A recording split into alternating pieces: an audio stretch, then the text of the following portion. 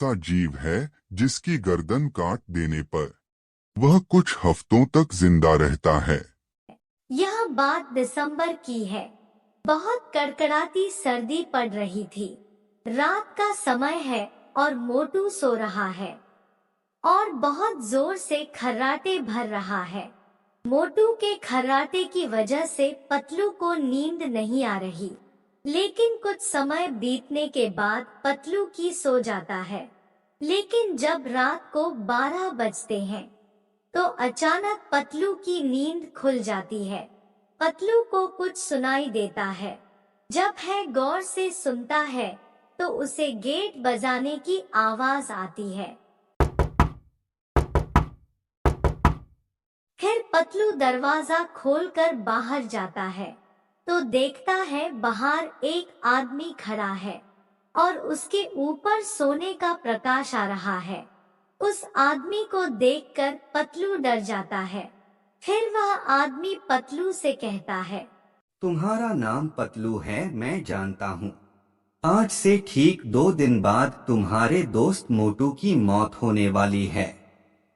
तुम लोगों ने हमेशा दूसरों की मदद की है, किसी को परेशान नहीं किया और बड़ों का कहना माना है। तुम दोनों बहुत अच्छे आदमी हो, इसलिए मैं तुम्हें यह बताने आया हूँ। 2 दिन बाद मोटू की मौत हो जाएगी। यह सुनकर पतलू बहुत जोर से रोने लगता है। बाबा, मोटू के बिना मैं भी मर जाऊंगा। मोटू से मैं बहुत प्यार करता हूँ। मोटू मेरे बचपन का बहुत अच्छा दोस्त है। आप कोई उपाय बताइए, कोई तो उपाय होगा मोटू की जान बचाने का। फिर वह आदमी बोलता है, उपाय है, लेकिन वह उपाय बहुत कठिन है। क्या तुम उस उपाय को कर पाओगे क्या? बाबा, आप मुझे उपाय बताइए, मैं सब कुछ करने के लिए तैयार हूँ मेरे मोटू के लिए। तो वह बाबा बोलता है, काली पहाड़ी के उस पार एक जंगल है। उस जंगल में तुम्हें एक घर मिलेगा और उस घर में एक तांत्रिक बाबा रहता है। वह तुम्हारी कुछ मदद कर सकता है। उसके पास एक जादुई पत्थर है। अगर वह पत्थर मोटू के ऊपर लाकर रख दो तो मोटू मरने से बच जाएगा। और मैं तुम्हारी दोस्ती देखकर बहुत खुश हुआ, तो मैं तुम्हें मेरी शक्ति से सीधा उस जंगल में पहुंचा देता हूं, जहां तुम्हें वह तांत्रिक मिलेगा।